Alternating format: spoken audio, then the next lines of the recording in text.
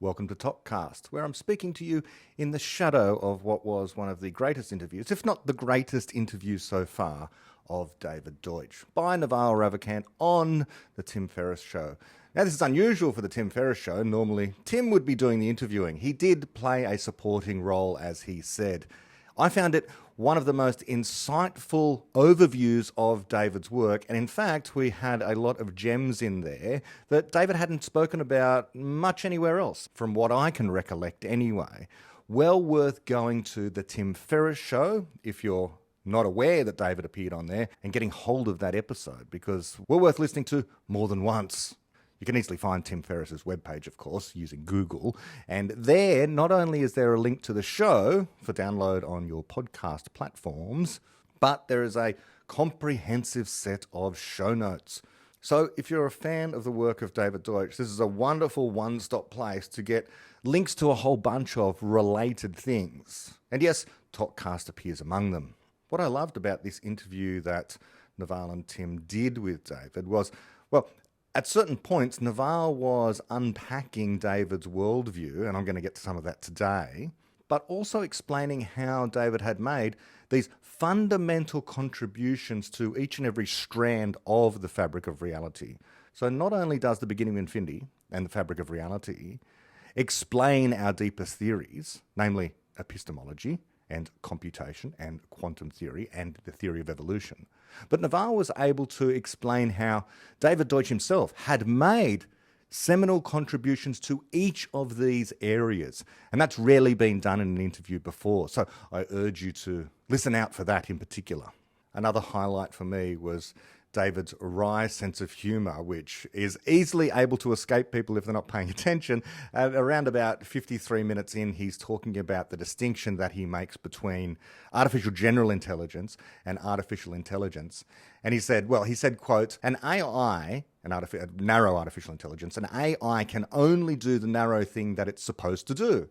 Like a better chatbot is one that replies in good English, replies to the question you ask, can look things up for you, doesn't say anything politically incorrect. And I thought that was a wonderful dig at the way in which some of this current crop of chatbots is being, let's say, massaged in such a way to ensure that it doesn't say anything too offensive to contemporary ears, I suppose. What is so attractive for me when even I, who've been explaining this for years now, listen to someone else talk about the worldview is just the logic to the whole thing. There's just such a logic to the worldview once you see it, so to speak. And this can sometimes be difficult for people, especially if they only understand one aspect of it or two aspects of it. You kind of need to see the whole to understand how it coheres together. And once you do, you're on the roller coaster. By which I mean, you're on the tracks and you're heading down that hill irrevocably. There's no going back. You are on the ride and there's no looking behind you to try and go back from where you came because some other force is pulling you forward. In the case of the roller coaster, it's gravity. In the case of David Deutsch's worldview, it's reason. It's reason. You simply see the world via this perspective that makes sense. And it's a perspective that you notice allows you to see the world differently. And when you're first going through the transition, you can sometimes compare both perspectives, the perspective you held and are escaping from, and the new perspective that you now adhere to. Then, as time goes on, like with me, I sometimes find myself in a position where I find it difficult to appreciate what it is I used to think about these particular things. What I used to think about believing in the science, for example. And now recognizing that although science is the only way that we can generate reliable knowledge about reality, valid knowledge about reality, actual knowledge about reality, good explanations about reality, that nonetheless, it can all be completely false. Or if not false in all respects, false in the final analysis. That can be jarring to people. And it can sound like a form of relativism. But it's not. It's just humble fallibilism, based upon this notion that what we are people doing computations of a kind. An explanation is a kind of computation. No computer is perfect. They're error-prone, and so too will be our explanations. Therefore, and there's a lot of therefore going on. When you take on this worldview, you're looking at stuff differently. You're observing everything in a slightly different way, not just with your eyes, and you're not just observing physical things, of course. You're looking at science itself differently. You're looking at mathematics differently, all of knowledge differently. You're looking at people differently. You're looking at them as genuine equals in a scientific sense, not merely some sort of spiritual sense, although it has that sense to some people sometimes. You look at the old way, the other ways that people have of looking at the world in terms of justifying their beliefs and in terms of relying upon the authority of science and scientists. And you look at those things and the finiteness of the capacity of humans to change the world, or the finiteness of the resources that we have, or the fact that we aren't super beings and super intelligences, but those super intelligences are coming. All of those other ways of looking at the world, you look at those as finite, as an end in some way, as very limiting, as debasing of people, debasing of knowledge, a poverty of opportunity, as constraining, restrictive and coercive. But with David Deutsch's worldview, you have tools at your disposal, not merely a worldview, but these tools that allow you to combat bad thinking. But at the same time, you never think of yourself or your side, the other people who agree with you, as any better or any less error-prone. Because you know, as part of this worldview, that all of us are fallible and flawed all the time. But we can improve. We can always make progress. Always. Off into an infinite future. So your mind expands to take into account these infinite possibilities, these genuinely infinite possibilities, physically, abstractly, as a matter of time off into the infinite future for humanity and civilization. Your mind expands to take on physical reality as far larger than anything that you ever thought it could have been. The scope and scale of opportunity that you see before you and before humanity is utterly unrivaled in any other picture of the universe. Now, David Deutsch is extremely modest about these things, in the sense that he thinks that his contribution is footnotes to Popper, and he says it again in this interview. Now, of course, I notice myself when I read through the work of Popper, you can see echoes of Popper in David Deutsch. Absolutely, the imprint is there. But, okay, I can take that on board, but as a person who has been doing this for a while and studying both of them for quite some time, I must say that Popper doesn't really invoke the cosmic significance of physics, for example, in the same way that Deutsch does, and really lays it out explicitly for you. David presents a grand vision of science, and in particular the physical sciences, but not only, of course, the biological sciences as well, as having this deeply fundamental role in the universe, in being able to shape the universe, and through us. And that's not something you quite get from Popper. And David, of course, presents something that I think that Popper really just, it goes by Popper's philosophy altogether. And it's no fault of his.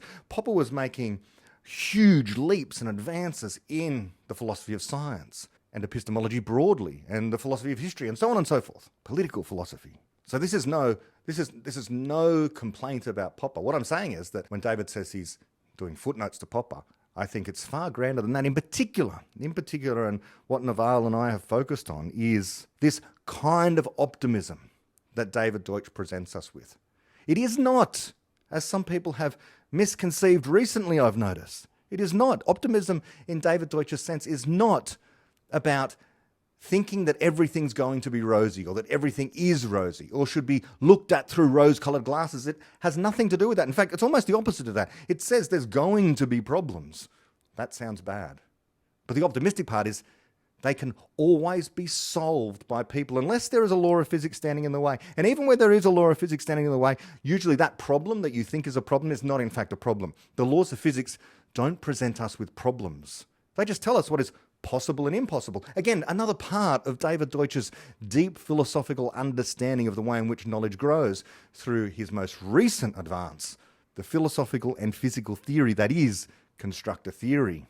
So if you're new to all this, or even if you're not, if you're an old fan, you've been watching since the beginning, I want to go back through some of the archives, so to speak, and to point out what ToKCast is about and what this philosophical worldview entails. Because ToKCast is kind of obtuse. It is a strange podcast at times. It's not one of these ones where people do interviews with guests. I've had one guest, that's David Deutsch himself, and I'll probably get him back at some point. I might do some more interviews in the future, but ToKCast is started out primarily as an attempt by me to simply understand these books that David Deutsch had put out because they stood apart. I was a geeky, nerdy kind of kid who used to like to read lots and lots and lots. And I really enjoyed all the books that I could get my hands on, whether they were fantasy and science fiction or popular science or rigorous scientific texts. And although I had read The Fabric of Reality, I read it before podcasts were even a thing, it wasn't until the beginning of Infinity that I realized, well, look, here's a book that is so important, merely telling people to read it or buying it as a gift for someone wasn't enough. This was something that had to be spread to the masses. It needed to be unpacked properly, even if only for myself, which is the way in which I first started the podcast, as I say. Reading through passages in the book and representing them in my own words. And it was that way that I felt that I began to ground myself, so to speak, in the content of the worldview, of the way in which we approach absolutely everything that a human can approach. And so there is some disagreement on that, well, does this contain everything? Well, it doesn't contain everything except insofar as I think people should approach the world and every interaction they have, whether it's other books and other thinkers, reading and writing, the business world, the family world, whatever it happens to be, in a spirit of reason, because reason is unbounded. But what is this thing, reason? What is this capacity to understand?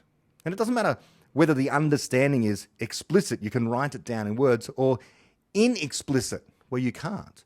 Understanding could be, you understand how to ride a bike, you understand how to catch a ball. Those things might not be able to be easily captured in words, but they are part of reason, a reasoned conception of the world. And at the moment, the best encapsulation of reason that I'm aware of, and believe me, I have tried to search for others.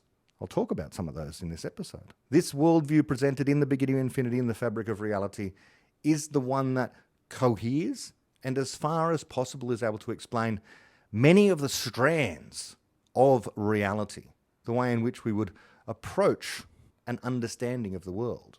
So once I finished going through The Beginning of Infinity, I realized that really what I was interested in doing here was trying to generate more knowledge about knowledge, trying to explain explanations. And so, of course, next on the list was The Fabric of Reality, but I found I was doing other episodes as well on Topcast. So let me give a rundown of what the episodes are, and perhaps even if you're a long-time listener, some that you may have missed or some that might pique your interest again. Now, Topcast is available on YouTube, where at least some of the episodes are intended to be viewed as videos. However, all of them are available as audio on all podcast platforms. Everything's free and everything's ad-free as well. I've always done this as a labour of love. It's a community service, so to speak. I think these ideas are very important, especially for this moment in history. We need more optimism. We need more appreciation for the central role that people play in making the world a better place. And the fact that we don't need to be down all the time, individually and as a civilization. We have so much to look forward to. The world continues to get better. This optimistic view of the world is a strong theme that runs through every episode of the podcast, I would hope. If you go to YouTube, you will see me there. And if you click on the tab that says videos, then you can scroll all the way back to the very beginning of where ToKCast began. Or you can go to any one of the podcast platforms from Apple through to Podbean through to Spotify and scroll all the way back to episode 1. Sometimes the numbering is a bit different on Apple podcasts and compared to other things. If you do go to YouTube and you do scroll all the way to the very beginning of the list of videos that I have, you'll find a bunch of resources there from back in the days before I was doing podcasting at all. There is a version of ToKCast, which I have up there, and I don't have all the episodes there, numbered ToKCast episodes 3, 4, 5, 6 and 7. And those are from a previous iteration of ToKCast, where I was explaining things like the nature of mathematics, the limitations of mathematics. And that was a primitive version of ToKCast. And the way in which I would phrase things now might be subtly different. I might have completely changed my mind. However, on some other things, like for example, the episode called The Problem of Induction, which goes for 43 minutes and 37 seconds, I won't have changed my mind. There's some stuff there from when I used to teach physics, for example. So there's a long video about the photoelectric effect, which is one of the seminal experiments that can be conducted within the field of quantum theory to show that light has this quantum property. It comes in discrete packets of energy. And the experiment that I do allows you to calculate Planck's constant from graphing some data. My training, my master's, my science degree was in astronomy and astrophysics. So I've got a presentation there from when I taught astrophysics, and so there's some stuff there about that, and there's some stuff on critical and creative thinking, which I still endorse to this day. Moving through my videos, there's a bunch of stuff there that are short videos about knowledge in general. There's one there about free will, consciousness, creativity, and choice. Something about subjective knowledge, which is something that Popper actually talked about. Popper's main thing was objective knowledge, but he actually had an essay about subjective knowledge, and I try to explain that as well. What I'm saying here is that not everything that I produce is the beginning of infinity and the fabric of reality. There is other supporting materials, so to speak. Emblematic of the fact that not everything is to do directly with the beginning of infinity is there is a reaction video that I did. It's titled Reason, What Is It? And it's comments on Dave Rubin and Jordan Peterson in conversation with Greg Salmieri and Yaron Brook. Salmieri and Brook are philosophers and popularizers of the philosophy of Ayn Rand. And, well, everyone knows who Jordan Peterson is, and Dave Rubin is a journalist. And so they're talking about what reason is. And, of course, I think they get it completely wrong. Well, if not completely wrong, I think they make some crucial errors. They're not Popperian. They don't understand things about what conjectural knowledge is, for example. They don't understand things about fallibilism. And so I like to do commentaries on when other intellectuals try and explain reason and rationality, because even if it's objectivism, even if it's Ayn Rand, who is a relatively recent philosopher, they make the same old mistakes. If they don't make contact with Popper, then they're not presenting you with the most up-to-date version of our understanding of knowledge and reason, and rationality for that matter. But really, ToKCast itself, especially on the podcast platform, it begins with episode 1, of course. And episode 1 is an introduction to the entire series, because I started putting out the audio podcasts about 15 episodes in or so to the YouTube channel. So I'd created 15 or so episodes of the series on the beginning of infinity, and then decided, well, let me take the audio from each of these and turn it into a regular audio podcast. But before I do that, let me create an episode 1, which is an introduction. So on the audio platforms, you get this introduction, which is also available on YouTube as well, just as audio. And so that episode 1 of ToKCast is ToKCast, an introduction. Episode 2 is where I begin the discussion itself, the exposition of the beginning of infinity, chapter 1, the reach of explanations. And these initial episodes are, well, I completely endorse the content of everything that I say there. I don't think that I would change much in terms of my language. The central message is exactly the same. The only thing that I would change if I was to re-record any of this stuff would be perhaps the confidence of the presentation. I'm a little bit halting. I'm not very well practiced in doing podcasting. I've been relatively well practiced in public speaking, no problem with that, but I didn't know how microphones worked. I'm still not all that good with microphones and audio equipment and that kind of thing. The technical side of things is still my greatest downfall. Nevertheless, I'm better now. I'm more confident now, and I kind of know how to engage a little bit better with things like podcasting, having been interviewed myself. But back then, I didn't know exactly how to do that thing. And also, as I say, I was making these early on purely for myself, because I thought, if I can explain it out loud such that other people watching would understand what I say, then that means that I myself understand it. And so We begin with Reach of Explanations, and then we move through Chapter 2, Chapter 3, Chapter 4. And on YouTube, it's very beginning of infinity heavy, where I just go through absolutely all of the chapters, sometimes a single episode with a single chapter. But then other times, for example, we get to Chapter 4, and you'll see it is split into two parts. The name of Chapter 4 of the beginning of infinity is creation. There's part 1 and there's part 2. Because in the beginning of infinity, it's sort of divided in two parts. There's creation in terms of how biological knowledge comes into existence via evolution by natural selection. And there's also, well, the creation of the entire universe, where David talks about this issue of fine-tuning, which is certainly a hobby horse of mine, one of my deep interests, having studied astrophysics and cosmology at university. This was one of the most fascinating areas of that subject for me, and so something that I talk about throughout ToKCast at various points. Around about that time of doing that episode, the Creation Part 2 Fine-Tuning, David Deutsch and Sam Harris had their second interview together. What was then called the Waking Up podcast, what is now called the Making Sense podcast. Sam Harris interviewed David Deutsch twice. The second time they spoke, they talked about Sam's book, The Moral Landscape, and what David thought about Sam's book, The Moral Landscape. David's view on morality, which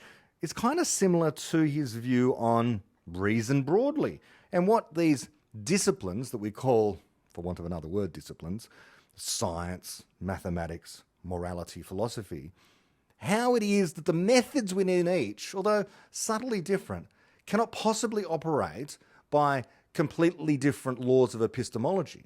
In other words, you can only create knowledge in the one way, and you're always fallible. So this concept of having a base foundation that can't be altered is misguided. It's as misguided in morality as it is in science and indeed mathematics.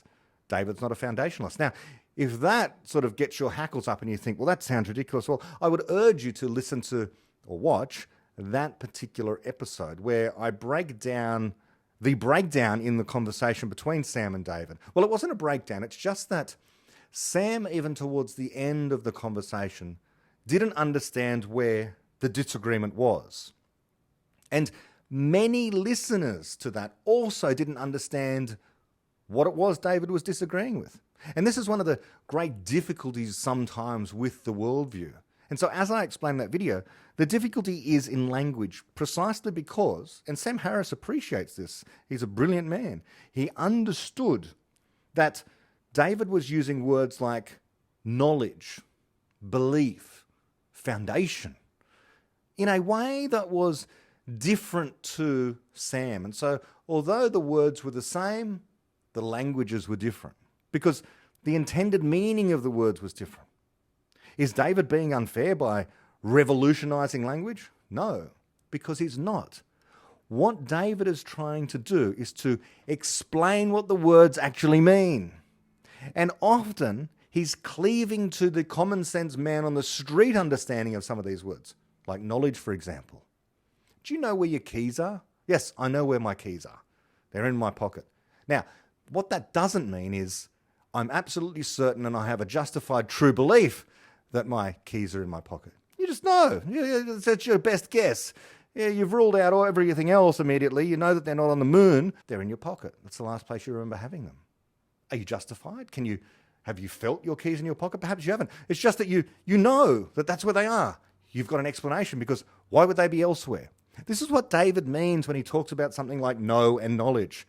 But what some professional philosophers or some professional podcasters often don't appreciate, and even when he's having a conversation with people, it completely goes over their head.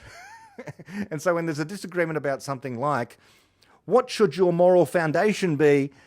David says an explanation about how there shouldn't be foundations in knowledge, and this includes morality, and you can only have questions about what you should do next, and that requires you to create some knowledge and explanation about what would be best to do next. Having explained that, people will still come back at him and ask, but what is the moral foundation of the theory you're using in order to choose what to do next? And so sometimes the discussion can go in circles. So that's an episode. And I think that remains, my most watched episode ever. Certainly on YouTube anyway. Some of the other episodes on the podcast audio platform might have more listens, so to speak. Having spoken to people about the beginning of infinity many, many times over the years, one of the chapters that comes up most for questions people ask me about is Chapter 5. And Chapter 5 is titled The Reality of Abstractions. In that, David lays out the case of how not everything can be explained in terms of physical forces and particles. That there are these things we call abstractions that have real physical effects in the world, but are themselves not physical. And again, if that's blowing your mind, or if that makes you think, spirituality, mysticism, the supernatural, no. It has nothing to do with any of those things. It's not to do with anything supernatural. David spends a vast amount of time using many examples, even in his interview with Naval and with Tim Ferris, denying that the supernatural is ever a good explanation, and especially in the beginning of infinity makes that point over and again. So in The Reality of Abstractions, he is not appealing to the supernatural. He's appealing to reason and saying that things like mathematics are about abstractions. But what are these abstractions? How can these mathematical things that are abstract have effects in the physical world? That's why you should read The Reality of Abstractions. That's why you should get the book first. Read that chapter. And then if you're struggling, watch my video where I try to explain using other examples what we mean by the reality of abstractions. That's spread over, again, 2 episodes. Chapter 6 is the jump to universality. A theme of David Deutsch's work is about universality, about how some systems have this quality we call universality. Chapter 6, I won't explain more now. Very fashionable at the moment, very timely, I suppose, is Chapter 7, all about artificial creativity. So it includes discussions about AGI versus AI. AGI would be an artificially creative thing. In other words, artificial in the sense that it didn't arise via the means of evolution by natural selection, such as we did. It would have to be coded by us, artificial creativity. Chapter 8 is a mathematical chapter about infinity and about ways that your intuitions might be challenged by the reality of infinity and what infinity does and can do. Chapter 9 is one of my favourites. It's simply titled Optimism. And so it is kind of the keystone chapter, really, where David outlines what I regard as one of his greatest contributions to Popper's philosophy, additions to Popper's philosophy. This is not a footnote. This is a capstone, if anything. The explanation of how people can change reality fundamentally. And as David said in his interview with Naval and Tim, astrophysics off into the infinite future will be a story of what choices people make, not merely about the effects of gravity and the temperature of gases. And so I spend 3 episodes discussing that chapter, the chapter on optimism. Chapter 10 is called A Dream of Socrates.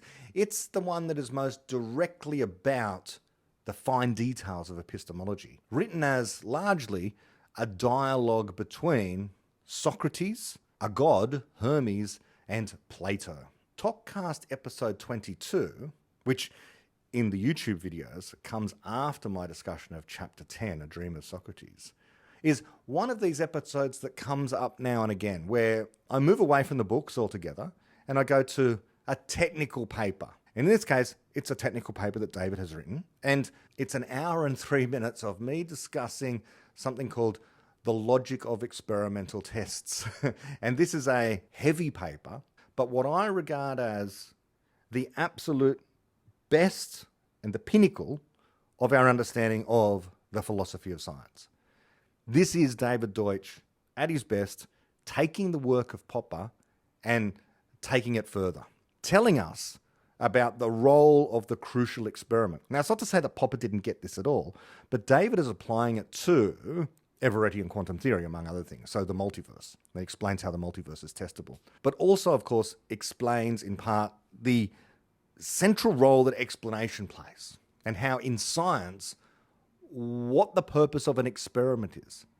You might think, I know what the purpose of experiments is, but do you? Do you realize, for example, and again, I go to the interview with David, Naval, and Tim, you need to have more than one theory to test the theory. There's no point doing an experiment, a crucial test, I should say, on a theory if there are no alternatives? After all, whatever the outcome of the experiment is, has to be, even if it's inconsistent with the theory, cannot tell you that the theory is false. Because if it's inconsistent with the theory, your best explanation is there's something wrong with your experiment. There's something wrong with your experiment. This is sometimes known as the Duhem-Quine thesis. David goes through that, and I spent an hour and 3 minutes talking about that. Personally, I find the paper absolutely fascinating, and for students of philosophy, absolutely essential reading. Next, we get to one of the epic parts of Topcast, I suppose. Here I spend 5 episodes discussing Chapter 11. Chapter 11 is the multiverse. The multiverse, I think, was explained in The Fabric of Reality very, very well in Chapter 2 called Shadows. But in The Beginning of Infinity, David introduces new concepts, this notion of fungibility. So I go through an introduction to quantum theory. I explain some of the important experiments that are there in quantum theory, establishing the need for us to invoke this thing called the multiverse, which is not merely parallel universes. So get that out of your mind. That's one of the first misconceptions, that these things are just purely parallel universes, other alternate realities which don't interact. They do. But more importantly, as Naval has pointed out, these are things are needed in order to explain the functionality of the quantum computer when it arrives. So 5-part series. There's a playlist for the multiverse. But it's also one of those chapters, I do admit, where if you're not into physics, then you can skip past it. But I think that the entirety of The Beginning of Infinity should be read. But, okay, fair enough. If you're not into physics, then maybe you can skip ahead. Maybe you can skip ahead to Chapter 12, which is one of the most fun chapters in the book. Just because it's about some absolute silliness that goes on in professional academia. The title of Chapter 12 is A Physicist's History of Bad Philosophy. And it really is a history of bad philosophy. And in particular, what the intellectual community has done to us over the last few decades.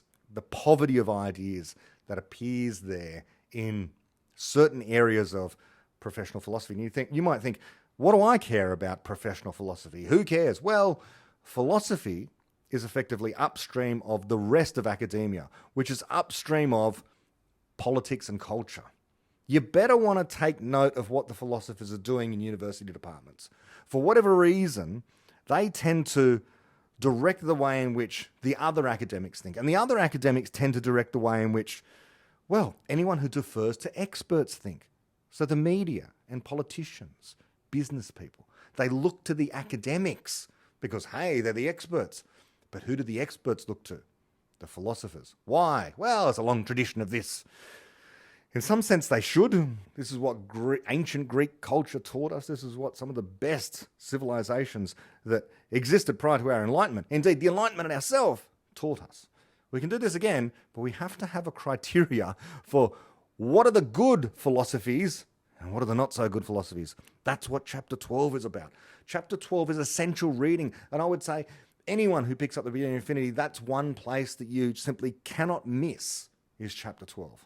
Spend time reading it and rereading it and understanding, because even today we have bad philosophies. All that stuff you hear about critical theory, critical genderqueer theory, that stuff, postmodernism, the stuff that animates Jordan Peterson so often. Well, there's just one part of David Deutsch's entire focus, but I find his razor sharp and clearly targeted at where it should be targeted.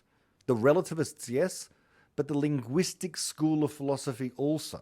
And I have a lot to say about that throughout Topcast and the various episodes where I touch on philosophy. Chapter 13 is about choices, about rational choice theory, and that goes over 2 parts about how it is that we make decisions.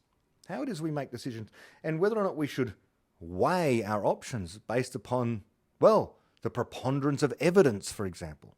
This is misconceived. How could that be misconceived? Well, because people create new options. And so that's what choices is about.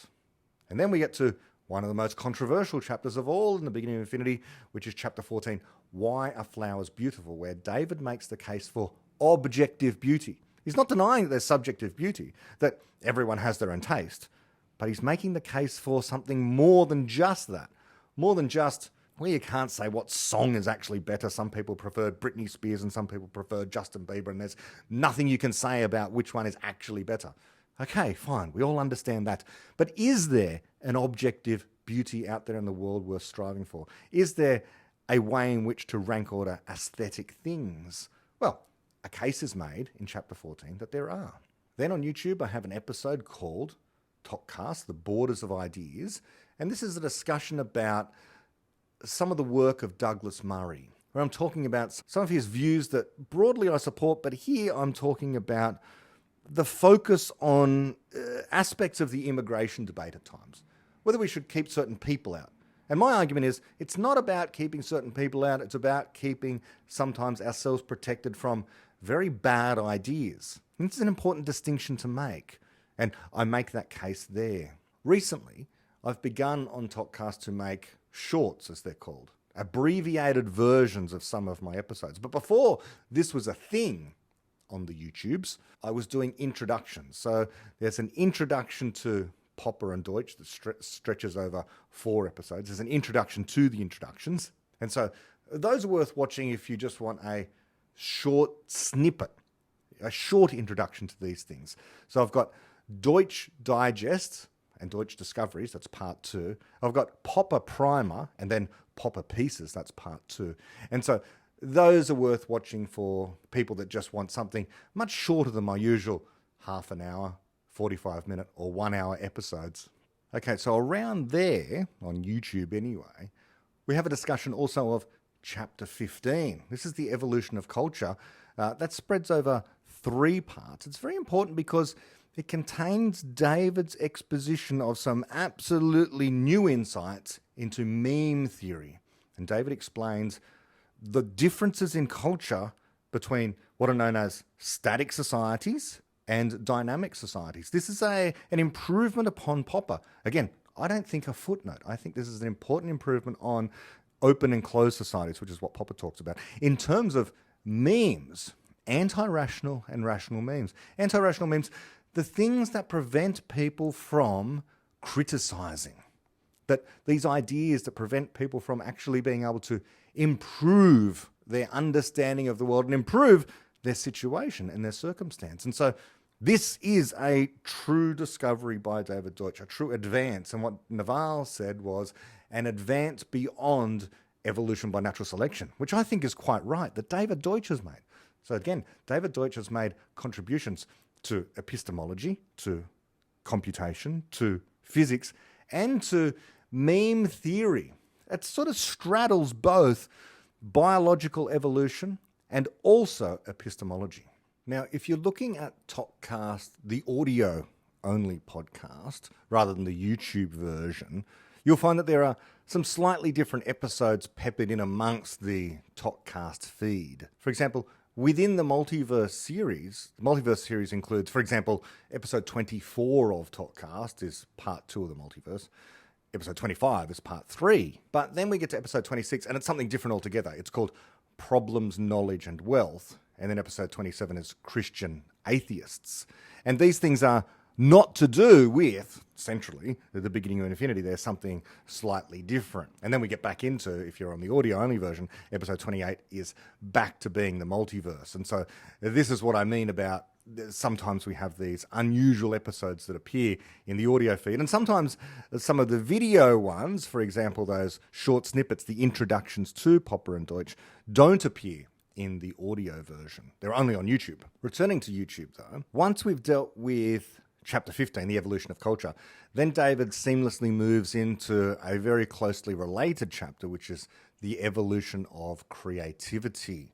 And so that is about, well, creativity arising both in biological evolution and in people as well, and what it was used for in people for rather a long time. I mentioned anti-rational memes earlier, and so that brings in this concept of ways in which ideas can actually misfire and cause us, as human beings, as people who have the creative ability to improve, to sometimes not improve because we've used our creativity to actually hamper our creativity. It's creativity directed at reducing creativity, which is something, unfortunately, that can happen. And at its very worst, it can cause an entire society to cease being creative and striving for improvements. And this is where we get this notion of stasis. And around about this time, as I do the Evolution of Creativity, Chapter 16, across 3 parts, a Part 0. When I say Part 0, there's a number of episodes where I refer to the chapters as Part 0.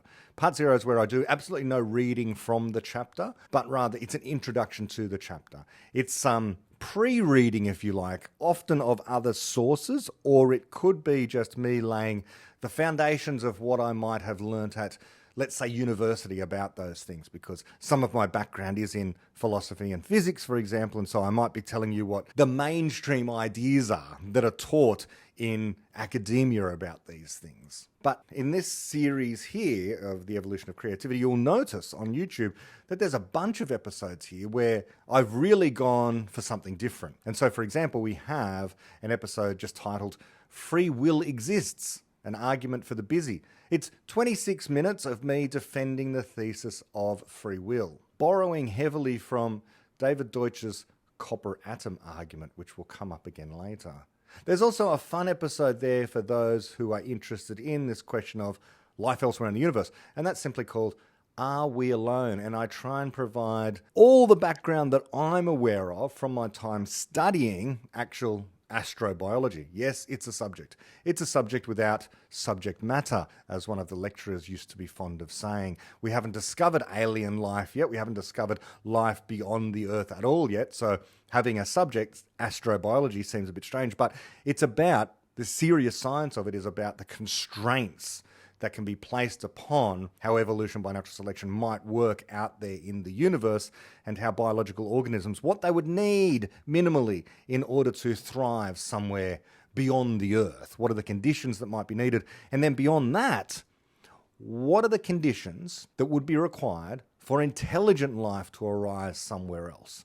Are those conditions different? What are the arguments for and against? I don't come down on a particular side, but I do try to provide arguments that you may not have ever heard elsewhere. And people say things like, and this is a hobby horse of mine, that the number of planets orbiting the number of stars in the number of galaxies out there in the cosmos is astronomical. Astronomical. This is where the word astronomical really gains its currency. What I try to explain is that there are numbers much larger than astronomical ones, biological ones. The argument there is in Are We Alone? And I draw heavily on the work of, for example, a lecturer of mine, Charlie Lineweaver. And so I think that's a fun listen. After that are 2 more unusual episodes. One is called Cosmological Economics, the Argument for Infinite Growth. One of these contentious issues about this idea of infinite optimism. The idea that we can have unbounded knowledge creation, therefore unbounded wealth creation, and therefore we can just continue to grow the number of human beings, not only on the planet, but throughout the cosmos, and gradually gain control of more and more of it. Therefore, economics is not bounded by limited resources, although that's ostensibly what the subject is about. Of course, we do, at any particular moment in time, have finite resources, and so this is why we have this thing called economics, so that we can exchange goods and services one with another in order to distribute via the free market these limited resources. However, this is the argument where I try to marry up Deutsch's ideas of unbounded progress and the infinite capacity of people to create knowledge, explanatory knowledge, gaining control over the universe, turning hitherto useless materials into actual resources.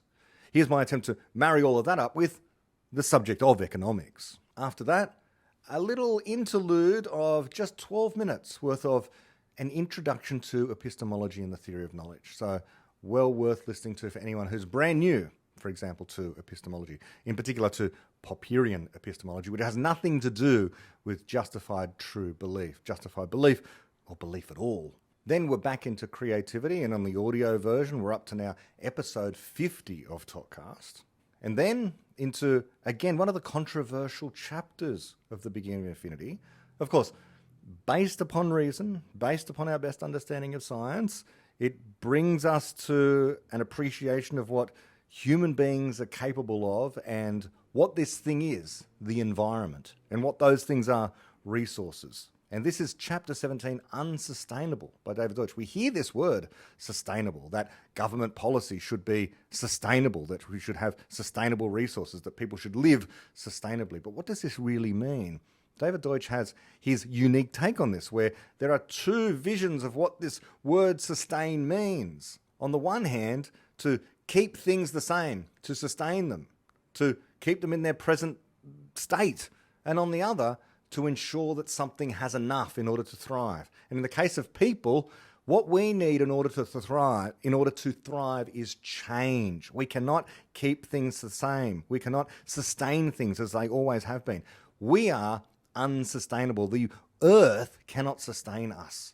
The only way to survive is to accept we must make progress, which means constant change, which means changing the universe around us from useless materials into resources and then constructed into protections against a hostile environment in order to make our lives better. And if we care about them, the lives of other animals and other entities as well. Because we're the only ones that are going to be able to save everything else from future catastrophes, whether those be asteroids from outer space, viruses, or the supernova going off, or just eventually the sun expanding. Something is going to happen which will require much more knowledge and wealth than we currently have. Our circumstance is not sustainable. And so this is an argument against many of the pessimistic, bad philosophies that drive modern environmentalism, for example. Although I've done a discussion of the chapter on universality, I have produced in episode 53 of Topcast, and it's there on YouTube as well, an episode called Understanding Universality, trying to unpack it a little bit further and to clarify things. Sam Harris is very animated by this discussion of free will, and he insists that there is no free will. He's written a wonderful book which is a defense of a position that I used to hold myself, that there was no free will. It was incompatible with determinism. I provide yet another episode about that, and free will response is a response to Sam Harris in particular about that particular view. There's an episode that appears on YouTube there called Existence, just called Existence, and it is one of the first in the theme of making music videos, if you like. I put a soundtrack underneath some of these videos. I just happen to like this. I think that this works. Some people can't stand it. They don't want me to put music under any of my podcasts or videos whatsoever. And so a few of them, they appear twice. I'll come to one of those in a moment. But Existence is about what it means for something to exist, what it means for something to be real under Deutsch's view of this, as explained in particular in The Fabric of Reality. So I go through that there. We continue with unsustainable. We move on to something about existential risk, which also animates me because I like to respond to the prevailing pessimism that exists out there as promoted by the intellectual luminaries of our time, people like Max Tegmark, Nick Bostrom, Martin Rees, unfortunately, as well. People who are narrowly focused on this concept of existential risk, but looking at it through a lens of either we're going to destroy ourselves or we're incapable of saving ourselves, and in either case, we need to be pessimistic about the future because eventually the thing's going to happen that's going to wipe us out. There is the existential risk, the civilization-level catastrophe that is coming.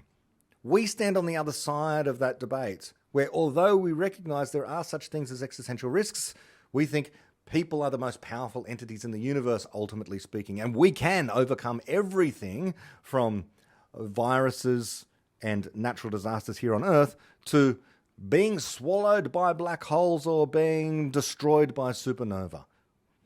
What is required is creating the knowledge of how to figure out how to do these things. We've already figured out how to prevent ourselves dying from the cold by creating houses that have heating, often heating provided by fossil fuels. So we've done that. We've invented clothes. This will only continue. This open-ended ability to create a stream of solutions to the ever-increasing stream of problems that we encounter. As long as we continue to solve them at a rate faster than they're likely to kill us, then we can survive. And we will survive if we maintain optimism. The understanding there's a possibility that whatever the problem is, it can be solved with some effort. The final chapter of The Beginning of Infinity is called The Beginning. It's called The Beginning. And so I won't say any more about that now, but that brings us up to almost the end of my discussion of The Beginning of Infinity. Then there is one of my favourite episodes, and if I can be so immodest as to say, I think one of Naval's favourite episodes as well of Topcast, called The Nexus, which is about persons in the multiverse. I'm really focused on trying to understand what this thing, a person, is. Once we have an understanding of a person, then we can have a discussion about what genuinely AGI are. I don't know what an AGI is. I'm thinking more and more it has to be beyond the mere purview of our present understanding of epistemology. It has to be beyond our conception even of programming. By which I mean, I think there's something to be said for, as I title the episode, understanding what a person in the multiverse is. What does that mean? There are fungible instances of ourselves everywhere at every moment, coexisting with us, that differentiate from us. What does that even mean? Well, I try and grapple with this in an hour-long episode called Persons in the Multiverse. And that is, again, a soundtrack-accompanied episode. I like the music. I think it adds something to the mood. But if you can't stand it, this is one of those ones where I've produced it in two forms. There is a no music version for those of you who can't stand my choice of music. Of course, there's issues with copyright, so I can only pick stuff that I've paid for. I have to actually pay for a license to use some of this music. After The Beginning of Infinity, I've then commenced discussing Chiara Marletto's The Science of Can and Can't. This is a wonderful introduction to David Deutsch's Constructor theory. Chiara Marletto is the chief researcher, aside from David Deutsch, on Constructor theory. She's written the first popular science book, and it's very accessible, about Constructor theory. And it goes through everything from what the theory is about through to our deepest understanding of what knowledge is at the moment as well. So I'll come to that later. I've done an episode on quasars, again, returning to my roots as someone trained in astrophysics, but also connecting the astrophysics to David Deutsch's epistemology and philosophy and physics, because he often invokes quasars as an example of something that is just so different from the physics of the human mind, and yet it's the physics of the human mind that understands what is happening in that system that we call a quasar. And so connecting these two extremely different systems is a wonderfully deep fact about our universe, that this thing can happen, that one thing, the mind, can come to resemble the other, a quasar. Alongside The Science of Can and Can't, I also began my breakdowns of The Fabric of Reality. Fabric of Reality, David Deutsch's first book, the first chapter of which is called The Theory of Everything. So that begins also on Topcast. I then make some remarks about crypto. I'm certainly not a Bitcoin expert, but I was absolutely fascinated as I dove into this. And Naval, Ravikant gave me a good schooling in this, listening to his discussions with Tim Ferris and Joe Rogan and various other places where he has discussed this at length. I became fascinated more by Ethereum than by Bitcoin because of the universality of Ethereum. And so I made some remarks about crypto there, which might be insightful for some just because I'm coming at it from a computational universality perspective rather than anything else. But there are remarks there for anyone who's interested in crypto that might be of interest to some people. Once I've completed The Beginning of Infinity altogether, I then interviewed David Deutsch. Of course I did. I had to talk to the man himself about The Beginning of Infinity, and so have questioned him about the book, and I split up the questions and made separate episodes with introductions by myself to each question that I asked him, and then provided my question, and then his answer as well. So, including there's one there, David Deutsch comments on the recent UFO sightings, the UAPs, the unidentified aerial phenomenon stuff. So, worth listening to David Deutsch about that. But also asked him a question about truth. This was something that Jordan Peterson and Sam Harris were at loggerheads about, so get David Deutsch's view on that. The Scientific American, just like Nature the journal, now and again produces absolute rubbish when it comes to certain articles, editorials, whatever, under the guise that it comes with the authority of science. Often it doesn't.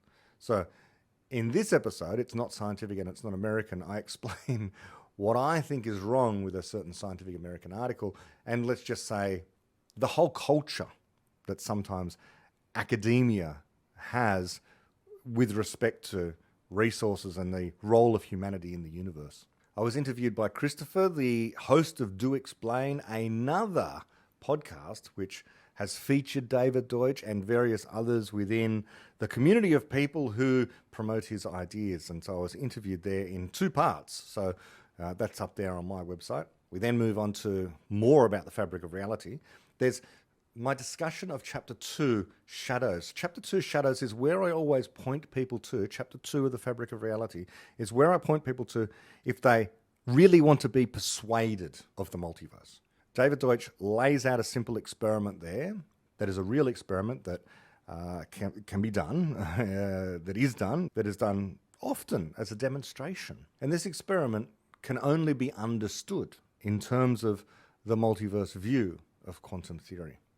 I then do an ironic defense of socialism, a critique, if you like, as well.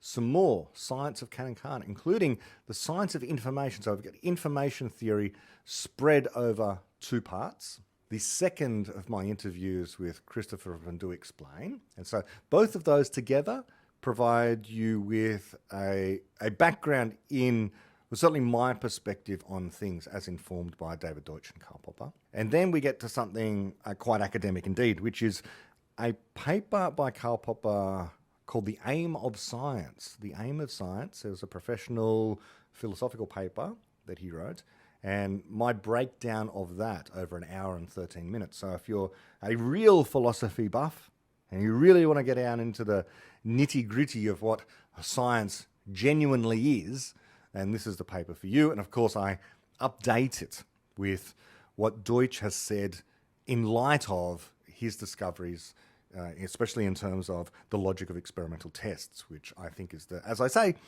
the pinnacle of our understanding of the philosophy of science.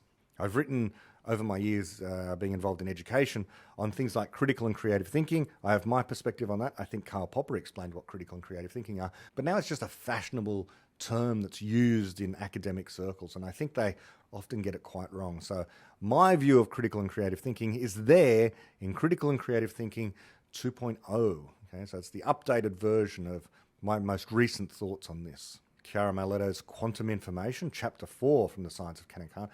Fallibilism, a video that I think is so important for people new to the work of David Deutsch to understand. What is this thing, fallibilism? Fallibilism is not relativism, and it's not dogmatism. It's the one thing that rejects both and is able to reject both and allows us to continue to have the possibility of continual progress by accepting that all of our theories can contain error, but we are the error correctors. We are the knowledge creators. Because we are fallible, we cannot have the final answer, and that's a good thing. That means that progress is always possible. David has said that, kind of Popper might have only had one idea from which he derived everything else, and this is the way in which the whole worldview of David Deutsch kind of works.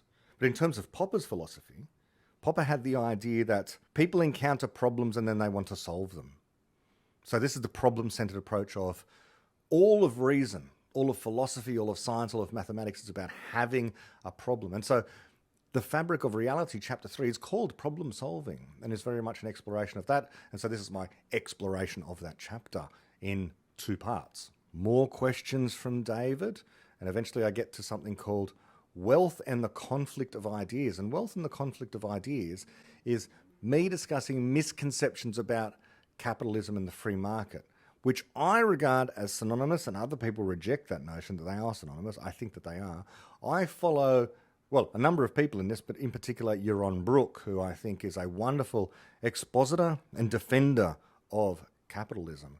And you can marry this up with, on the one hand, my praise of him there, with my critique of him in this one, which is computational universality, where Yaron Brook has a go at Sam Harris for his views on the mind and the idea that people's minds are, or people's brains are meat computers, which is something that Sam Harris says, which is correct because of computational universality. You have to understand that. Yaron Brook doesn't unfortunately understand that. He doesn't understand the physics and the universality of computation. Saying something is a computer like a mind is not denigrating it. It's not denigrating it any more than saying it's made out of matter, any more than saying that the brain contains 75% water. That doesn't denigrate it. It's just a fact that the brain is computing stuff.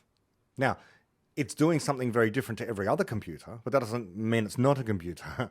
It's got a special kind of software which we call the mind on it. Anyway, so if you want to see my discussion of what Euron thinks of Sam and what Sam's view of the mind is and where it might be flawed, this is my explanation of that in light of what David Deutsch has said about computational universality, explanatory universality, and the possibility of creating knowledge, which is what people do.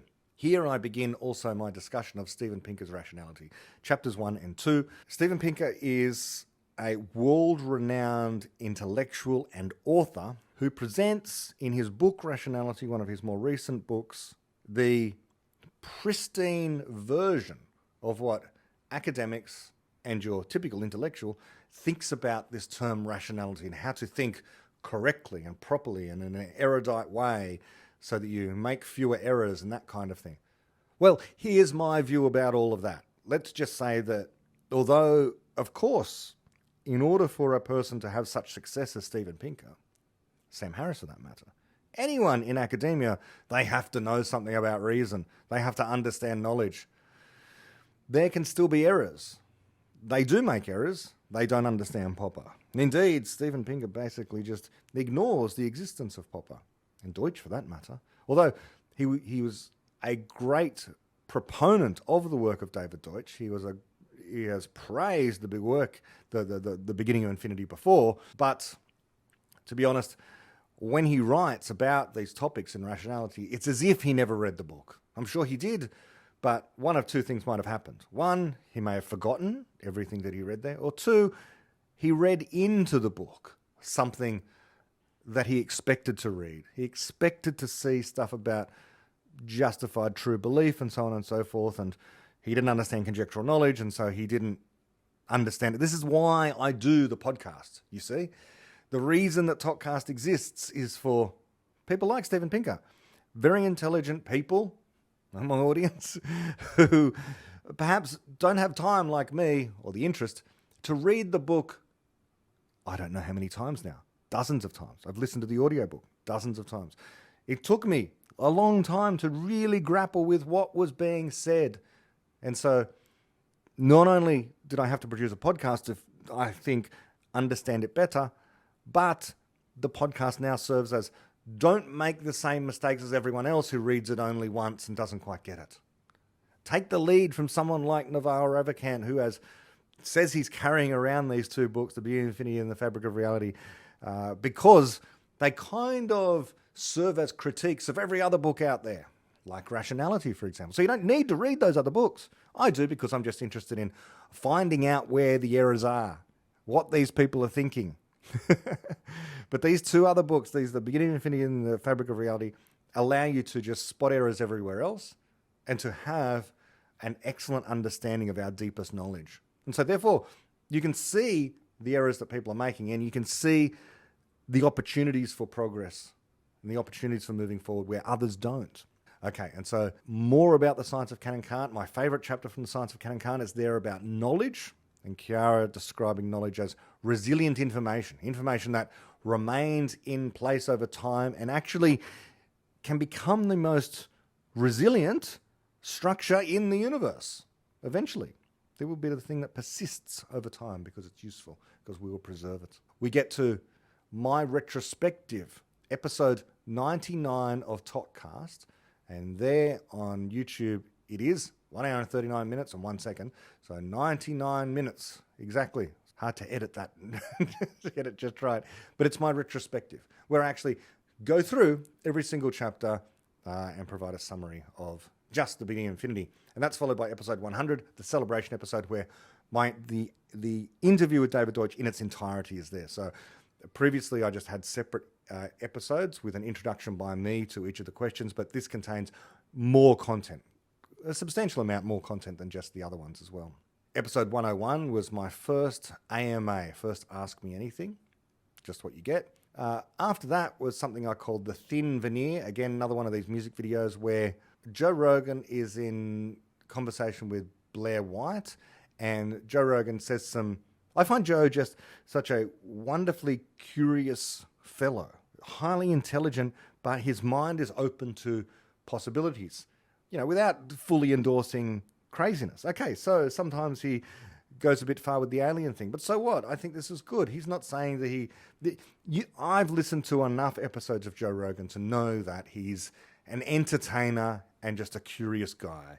He's not a full-on conspiracy theorist. Anyway, so what I'm responding to here is something he says, which I just find, because he's a spiritual kind of a guy, but it syncs up with what I regard as a realistic conception of the world, informed by some of the content in David Deutsch's book. David Deutsch's work allows for mystery and a sense of awe at the cosmos. It's not a narrow, denuded of inspiration view of science. It is quite the opposite. It is grand, wondrous vision about what people are and what the cosmos and our place within it amount to.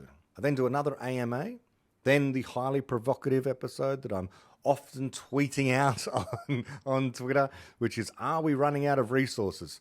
My answer is no, and I explain why. More fabric of reality stuff.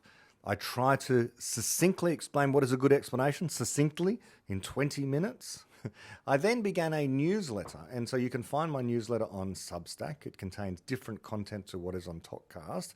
That's very intermittent. It's just stuff that takes my interest that might not fit within the regular ToKCast feed. But the first episode, the name of the newsletter is the 3 R's: reality, reason, and rationality. And so an introduction to that is actually in the ToKCast feed.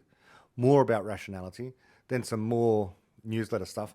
One of my favorite episodes that I've produced that I guess I'm proud of is Objective Knowledge here. It's an audio-only version, but it's there on YouTube as well, but you don't get to see my head, just listen to my voice.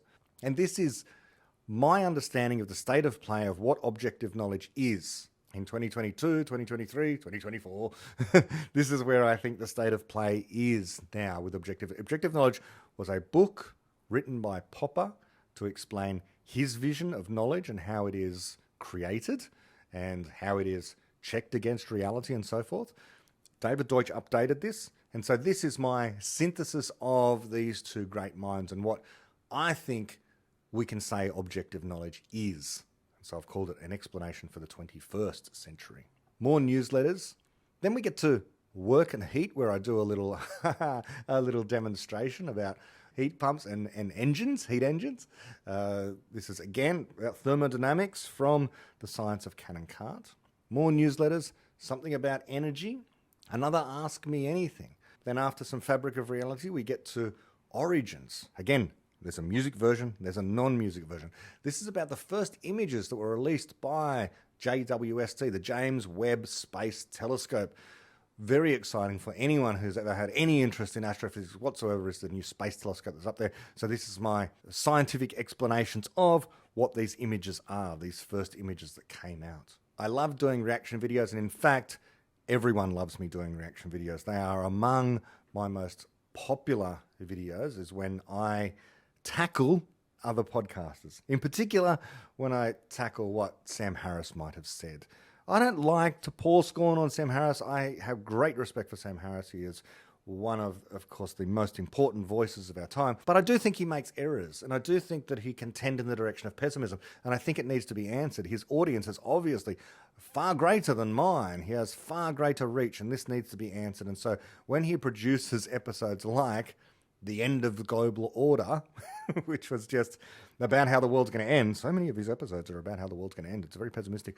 I feel I need to say something, and people seem to enjoy it. I've got another one of those coming out soon after this. In fact, it might be the episode after this where I'm going to do a breakdown of yet another discussion that Sam Harris has with someone.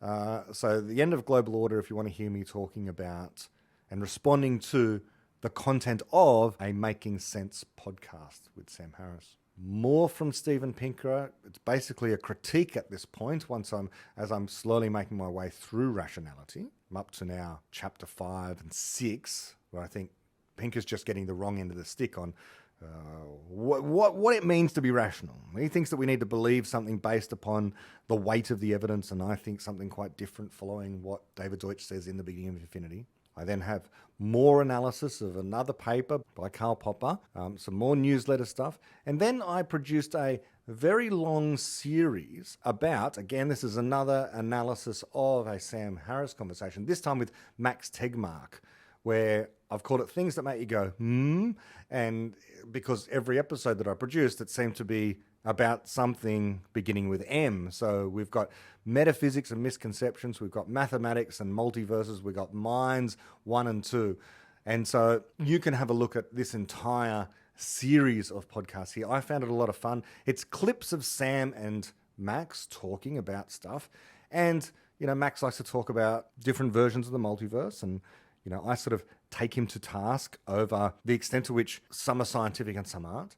His view of mathematics, which is informed by his view of physics, which I think is mistaken, his view of computation, his understanding of what metaphysics is and the role of knowledge and our capacity to create explanatory knowledge and all this sort of stuff.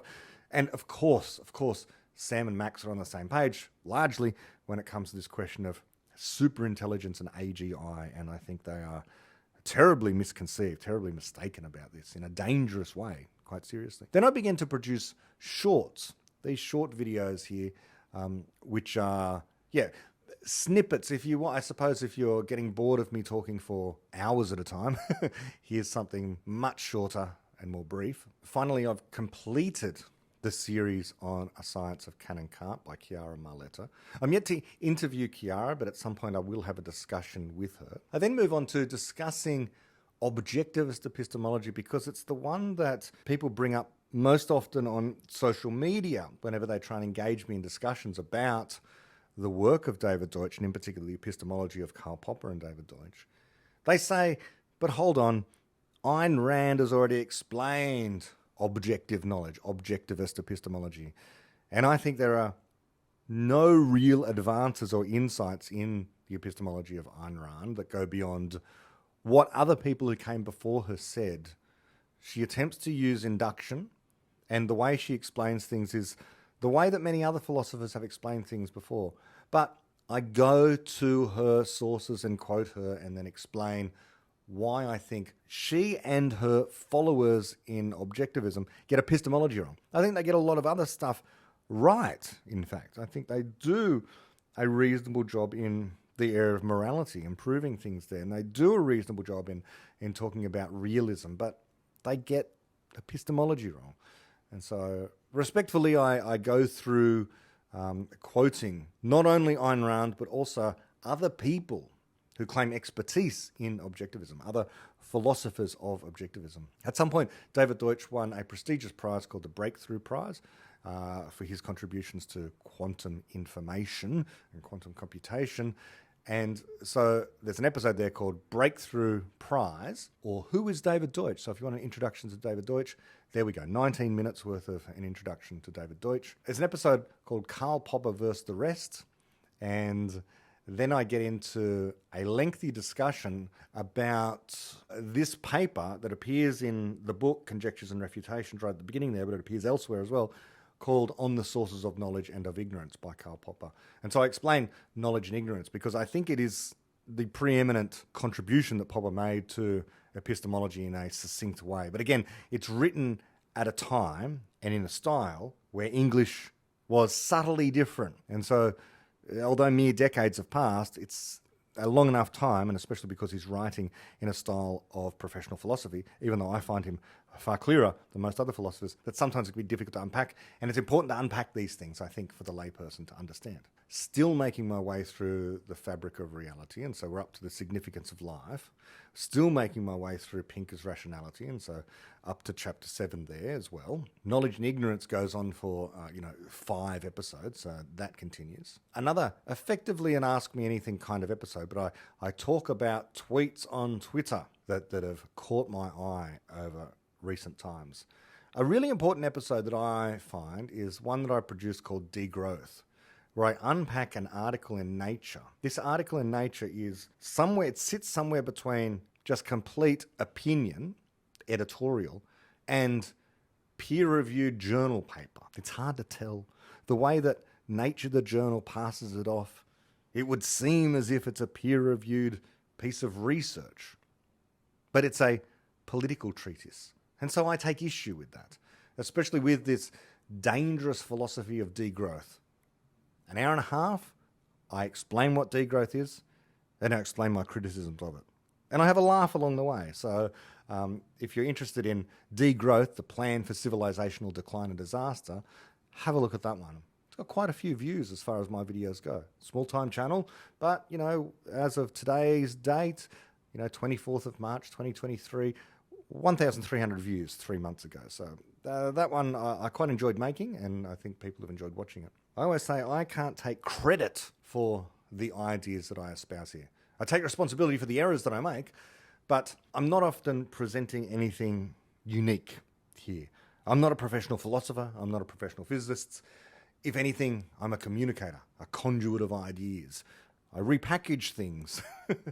But here in this episode, Consciousness and Creativity, a relatively recent one, 17 minutes and 30 seconds worth. It's got 2,300 views. That's pretty good for me. This one, I take a bit of a leap. I'm conjecturing things myself about the nature of consciousness and about the nature of creativity and whether these things are the same thing or not. So although I am certainly riffing on what David Deutsch has said in The Beginning of Infinity, I am substantively going a little further. So I'm not saying that this is what David Deutsch said. In fact, in none of my episodes should I say that, except where I'm quoting him. I'm very careful to quote him. But in this one in particular, this is all me, or largely me. Anyway, listen to that for my views on consciousness if you happen to be interested in that kind of a thing. Another professional philosophical paper is discussed. This one about the nature of philosophy itself and the debate between Wittgenstein, who thought that all of philosophy reduced to language puzzles. This is the linguistic school. And Popper, who thought there were genuine philosophical problems. That philosophy actually solves stuff that is important for people to survive and thrive and for science to continue to do its work. So this is the great debate. And so this is my discussion of that particular debate. Knowledge and ignorance goes on to part 6, where I reach the conclusion, and then another talking Twitter, another AMA style thing. And then a really fun episode, Knowledge for the Next Millennium, a message for the next millennium.